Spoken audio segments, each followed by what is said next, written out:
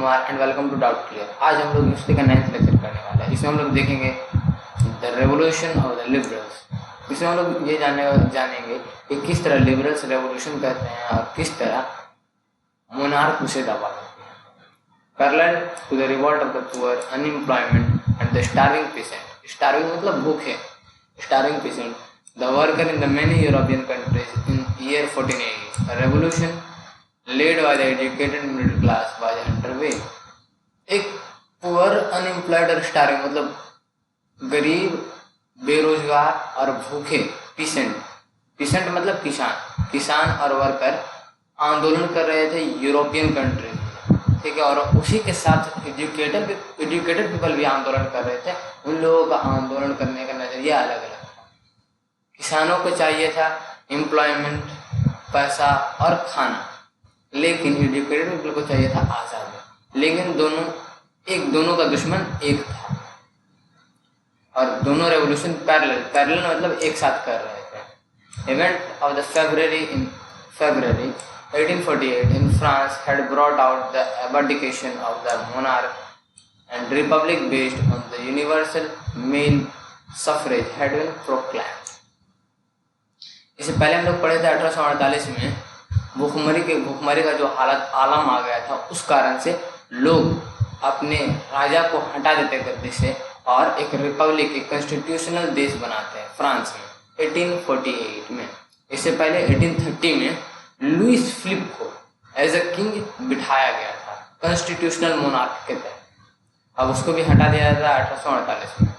In the other part of the Europe where the independent nation did not yet exist, such as Germany, Italy and Poland, Austria-Hungary Empire, men and women of the liberal middle class combined their demand for the constitutionalism and with the national unification।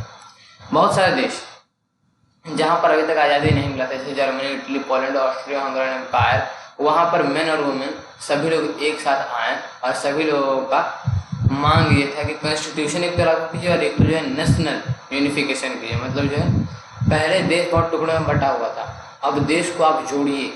पहले अगर Germany की बात करें, Germany 6-7 टुकड़ों में टूटा हुआ था, इटली बहुत सारे छोटे छोटे टुकड़ों में टूटा हुआ था, सब का सब मिलकर के एक बड़ा देश बना। उसी को बोला जाता है नेशनल यूनिफिकेशन।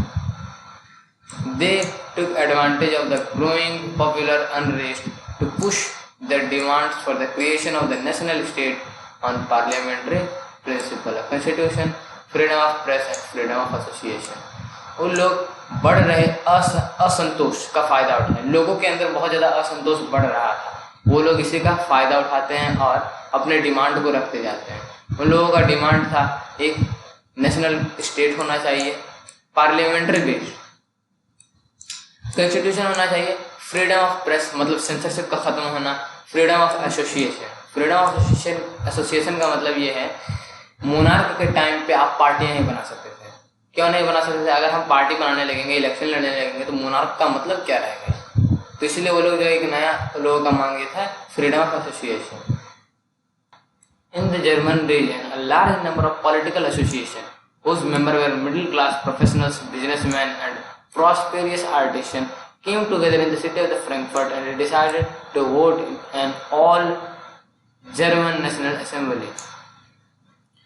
बहुत सारे मिडिल क्लास लोग जैसे प्रोफेशनल, बिजनेसमैन और प्रॉस्पेरियस मतलब अच्छे भले आर्टिस्ट हैं, जिनके पास थोड़ा पैसा हो, वो सभी लोग जो फ्रैंकफर्ट सिटी में आए, एक साथ मिले और वो लोग डिसाइड किए कि वो लोग एक जर्मन नेशनल असेंबली बनाएंगे। थ्रू वोट का सहायता लेकर के वो लोग एक जर्मन नेशनल असेंबली बनाएंगे।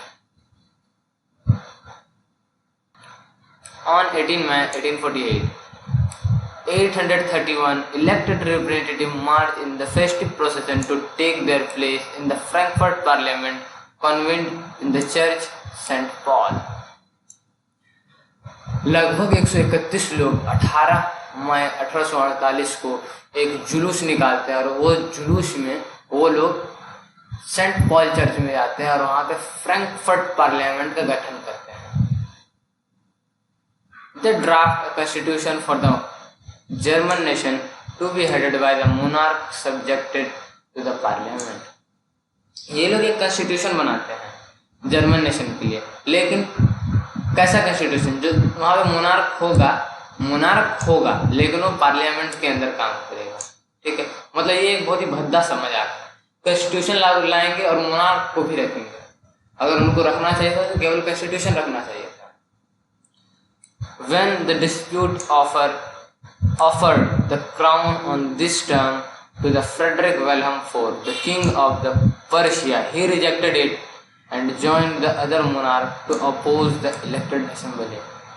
इन प्रस्तावों के साथ, मतलब जो पार्लियामेंट कॉन्स्टिट्यूशनल मोनार्क, इस कंडीशन के साथ वो लोग फ्रेडरिक विल्हेम IV जो पर्शिया के राजा थे उसे राजा का गद्दी ऑफर करते हैं, लेकिन वो इससे इनकार कर देते हैं। और मोनार्क जो उनके अपोज में जो मोनार्क था, जर्मन में जो मोनार्क था, उसको वो ज्वाइन कर लेते हैं। क्योंकि ये पर्शिया का जो किंग था फ्रेडरिक विल्हेम IV, ये भी तो एक मोनार्क था। वो मोनार्क होकर के मोनार्क को अपोज कैसे कर सकता था? ये इन लोगों का एक बहुत बड़ा गलती था कि कॉन्स्टिट्यूशनल मोनार्क रखना चाहते थे, डायरेक्ट कॉन्स्टिट्यूशन नहीं रखना चाहते थे। और उसमें भी ये मोनार्क किंग को राजा बनाने का सपना देख रहे थे। While the opposition of the autocracy military became stronger, the social basis parliament eroded. जैसे जैसे मिलिट्री और एरिस्टोक्रेसी स्ट्रांग होते गया, वैसे वैसे पार्लियामेंट कमजोर होते गया। इसमें सबसे बड़ा गलती था पर्शिया के किंग को राजा बनाने का सपना। The parliament was dominated by the middle class who resist the demands of the worker and the artisan and consequently lost their support. जो पार्लियामेंट था जिसमें 831 आदमी था, उनमें से ज़्यादातर लोग जो मिडिल क्लास के थे। ऊपर में अगर हम लोग देखते हैं तो यहाँ पे साफ साफ लिखा है प्रोफेशनल बिजनेसमैन या फिर प्रॉस्पेरियस आर्टिसंस। ठीक है, ये लोग मिडिल क्लास के थे, उसमें प्रॉस्पेरियस थे, मतलब अच्छे भले घर से आते थे। इसी कारण ये लोग वर्कर और आर्टिसन जो गरीब लोग थे, उनकी कभी भी परेशानियों को समझ ही नहीं पाए और उनका हमेशा अपोज कर बैठते थे। इसी कारण वो उन लोगों का सपोर्ट खो देते हैं। In the end, troops were called in, and the assembly was forced to disband. Last में ट्रॉप्स मतलब जो है सैनिक को बुलाया जाता है और सैनिक के बल से उस असेंबली को भंग कर दिया जाता है। The issue of extending political rights to the women was controversial one within the liberal movement. इतना सब कुछ हुआ, लेकिन इसके बावजूद भी महिलाओं को मताधिकार का अधिकार दिया जाए या नहीं, विवादास्पद मामला रहा। In which a large number of women had participated actively over the years. Women had formed their own political association, founded newspaper and taken part in the political meeting and the demonstration. Women जो थी वो बहुत सारा political association बनाए, papers बनाना मतलब वो लोग अपने जो है भावनाओं को पेपर में लिख करके पब्लिश किए।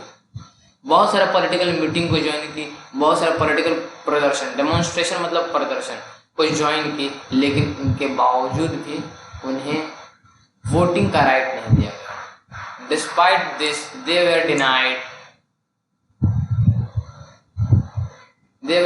Suffrage right during the election of the assembly. इसके बावजूद भी उन लोगों को सफरेज मतलब वोटिंग का अधिकार नहीं मिला। When the Frankfurt Parliament convened in the Church St. Paul, women were admitted only as observers to stand in the visitors gallery. Women को एक गैलरी, जैसे ऊपर में आप देख सकते हैं यहाँ एक गैलरी है, इस गैलरी में वुमेन को रखा तो गया, लेकिन वुमेन सिर्फ देख सकती थी किस तरह काम हो रहा है, वो अपने किसी भी विचार को प्रकट नहीं कर सकते।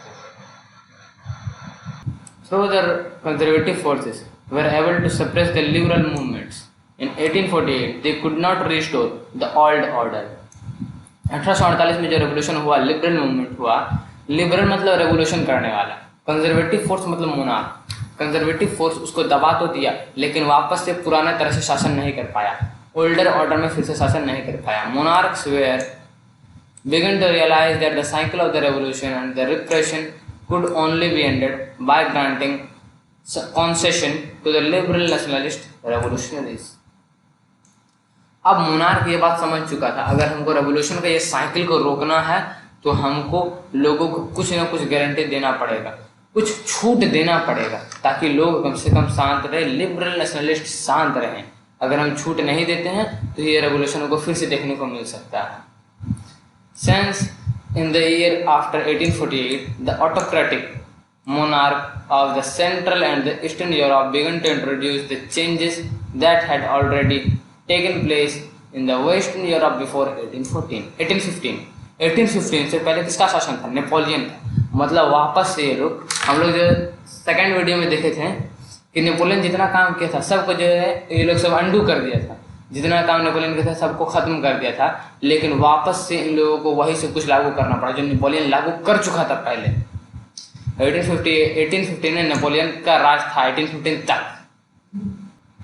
Thus suffragette and bonded labor were abolished both in Habsburg domination and in Russia.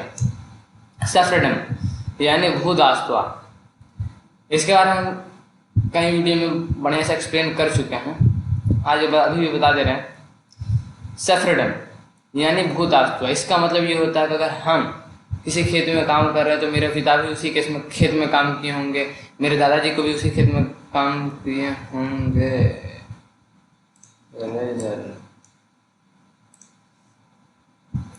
Thus suffragette and the bonded labor were abolished in the Habsburg dominance in the Russia. सफ्रेडम इससे पहले भी नेपोलियन बैन कर चुका था, लेकिन अभी वापस इसको बैन करना पड़ा क्योंकि वापस से सब कुछ को ले आया गया था वापस। सफ्रेडम को बैन किया गया। सफ्रेडम यानी कि भूदासत्व, इसमें क्या होता है कि अगर किसी खेत में मेरे दादाजी काम करते थे, उसी खेत में मेरे पिता को भी काम करना पड़ेगा, फिर मुझे भी काम करना पड़ेगा, फिर मेरे आने वाले पीढ़ी को भी काम करना पड़ेगा। मतलब जो भी उस खेत का मालिक होगा हम हमेशा उसके गुलाम ही रहेंगे। तो इस सिस्टम को ख़त्म कर दिया गया। बॉन्डेड लेबर यानी कि 1800 का अगर बात किया जाए तो उस वक्त जो है लोगों में बेरोजगारी बहुत ज़्यादा था, तो लोग किसी भी तरह से रोजगार पाना चाहते थे। तो इसका फ़ायदा उठा करके जो रोजगार देने वाला रहता था वो एक कॉन्ट्रैक्ट बनाता था, उस कॉन्ट्रैक्ट में वो कुछ भी लिख देता था और अगर लेबर उसमें साइन कर दिया तो उसको उस कॉन्ट्रैक्ट को पूरा करना पड़ेगा। उस कॉन्ट्रैक्ट में हो सकता है उसको 20 साल के काम करने का कॉन्ट्रैक्ट दिया हो, 30 साल तक काम करने का कॉन्ट्रैक्ट दिया हो, या फिर 15 घंटे दिन में काम करने का कॉन्ट्रैक्ट दिया हो, उसको वो सब कुछ पूरा करना पड़ेगा। तो इस तरह का बॉन्डेड लेबर का जो सिस्टम था इसको खत्म कर दिया गया, सफ्रेडम को खत्म कर दिया गया। The Habsburg rulers granted more autonomy to the Hungarian in 1867। इससे फायदा किसको होने वाला था? ये जो जितना सिस्टम लागू किया गया ये ऑटोक्रेसी अपने लिए ही फायदा, अपने आप को ही फायदा पहुंचाने के लिए करा। तो जो हैब्सबर्ग रूलर जैसे कुछ किया ये लास्टली उनको ही फायदा दिया, ऑटोनॉमी को ही। इसके बाद अभी हम लोग जो है एक नया टॉपिक पढ़ेंगे, making of Germany and Italy. इसमें हम लोग पढ़ेंगे जर्मनी और इटली जो टुकड़े में बटा हुआ था उसको किस तरह जोड़ करके एक नेशन बनाया गया। और अगर आपको ये वीडियो पसंद आया है तो इसे कम से कम अपने एक दोस्त के साथ जरूर शेयर करो। Thank you for watching.